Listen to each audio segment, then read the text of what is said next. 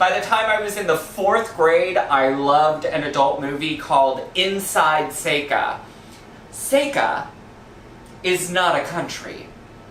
By the time 6th grade rolled around, I was totally sex obsessed. My middle school yearbook is riddled with my sex brain handiwork.